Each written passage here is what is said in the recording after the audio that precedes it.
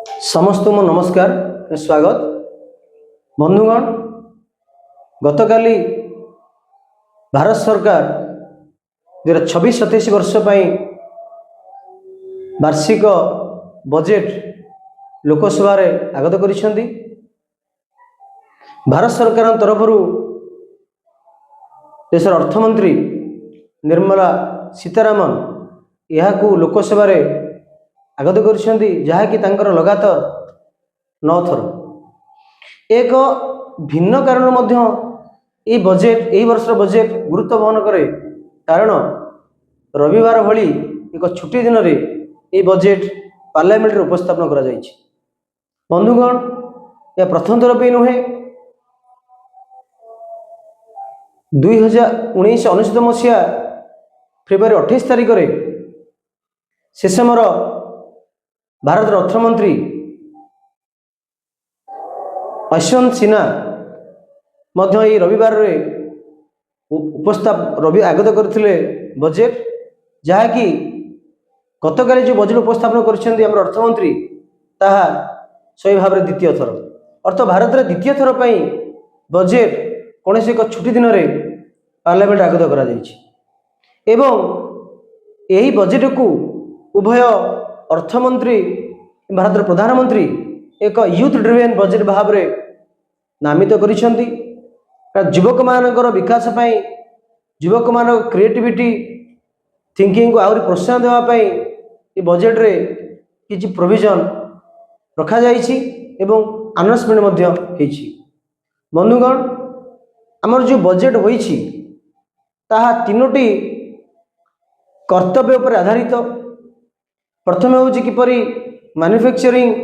एवं economic growth उपरे गुरुत्व दिया जायछि, किपरि फार्मास्यूटिकल डेवलपमेंट पे शक्ति मिशन करा जायछि एवं ता सहित बायोफार्मार विकास करिया पई शक्ति मिशन रखा जायछि। सेमीकंडक्टर मिशन 2.0 मध्य अनाउंसमेंट होइछि। रेयर अर्थ उपरे मध्य अनाउंसमेंट होइछि। तो ता सहित टेक्सटाइल पार्क एवं वाटर वाइज विकास हम इंफ्रास्ट्रक्चर क्षेत्र में। द्वितीय कैपेसिटी बिल्डिंग जो द्वितीय अच्छी जो कैपेसिटी बिल्डिंग फोकस करा जायछि। एजुकेशन उपरे किपरि प्रति डिस्ट्रिक्ट रे लेडीज हॉस्टल रहिबो एवं एक शिक्षा किपरि विकसित भारत रो स्वप्न देखा जायछि। तो विकसित भारत को तैयारी करिया पई हम शिक्षा व्यवस्था मध्य विकसित दरकार। Capability building, capacity building, empowerment पर अधिक फोकस करे शिक्षा व्यवस्था एवं या सहित नुआ 7टी हाई स्पीड रेलवे मध्य बजेट उपस्थापन करा जायछि, प्रबल दिया जायछि। ता सहित 3 नंबर सबका साथ सबका विकास कर्तव्य रे एग्रीकल्चर सेक्टर विकास करिया पे किपरि एआई एग्रीकल्चर कृषक मान विकास करि परिबो, सठिक इनफॉरमेशन प्रदान करिबो एआई टूल व्यवहार करी सहित दिव्यांग मानक पई दिव्यांग कौशल योजना नाम रे नुआ स्कीम अनाउंसमेंट होइछि एवं एहा सहित सर्वोपरि जो युवक ड्रिवेन बजेट तो एक न्यू कॉन्सेप्ट ऐड करा जायछि हमर बजेट रे, जार नाम होउछि ऑरेंज इकोनॉमी। तो किपरि भाव रे 2026 बजेट रे ऑरेंज इकोनॉमी कॉन्सेप्ट ऐड करा जायछि, तार महत्व रहिछि ताहा मध्ये एक गुरुत्वपूर्ण प्रसंग। तो सेही ऑरेंज इकोनॉमी विषय वस्तु पर जे आलोचना करिबा, यार गुरुत्व कौन, कहीं सरकार एक गुरुत्व दउछि। तो यह विषय जानिया पूर्व आम प्रथम जाना दरकार ये ऑरेंज इकोनॉमी माने कौन। ऑरेंज इकोनॉमी अर्थ होउछि एक एपरि एक इंडस्ट्री जहाँकि क्रिएटिव थिंकिंग उपरे पर्यवेसित आधारित, जहाँकि इंटेलेक्चुअल प्रॉपर्टी किपरि टू क्रिएट वैल्यू, किपरि माने किपरि जो क्रिएटिव एक्टिविटीज रहिला किपरि वैल्यूएशन दउछन्ति। ता होउछि नै परिबा film, music, art, design, OTT platform, content creating and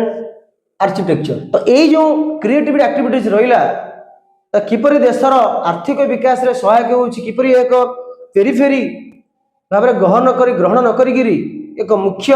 growth engine भाव में, ग्रोथ इंजिन सेक्टर भाव में ग्रहण करा जायछि एही बजेट रे। एवं निर्मला सीतारामन अनाउंसमेंट करिसेंती, प्रपोजल रखिसेंती government would support the Indian institute of creative technology IICT Mumbai रे अछि ता animation visual effect gaming and comics जाय शॉर्ट रे कहते एवीजीसी और कंटेंट क्रिएटर लैब प्रतिष्ठा करिवे त विकास विकास करिवे एही परि इंटेलेक्चुअल क्षेत्र में क्रिएटिविटी आइडियाज क्रिएटिविटी थिंकिंग किपरि आहुरी युवती माने आगु जिवे तार फोकस कराय एवं यह सहित किपरि 15,000 लैब सेंटर सेकेंडरी लेवल रे एवं 500 लैब नेशन वाइड कॉलेज मानक प्रतिष्ठा हो जहाँकि क्रिएटिव थिंकिंग आहुरी विकास करेबो से म्यूजिक हो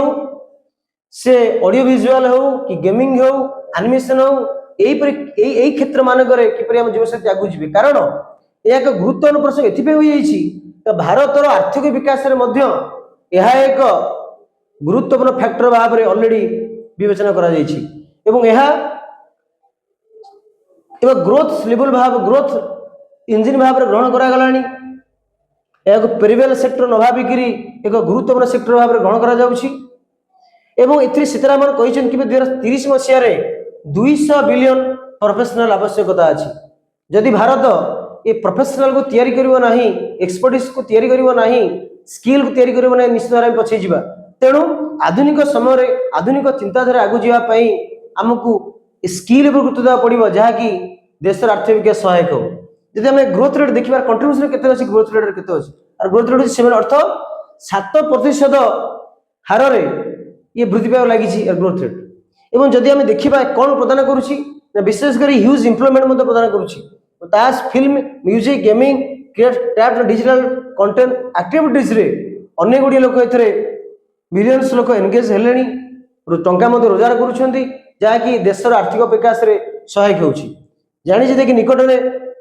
ये वर्ल्ड ऑडियो विजुअल एंटरटेनमेंट समिति जो शॉर्ट वेब्स कहती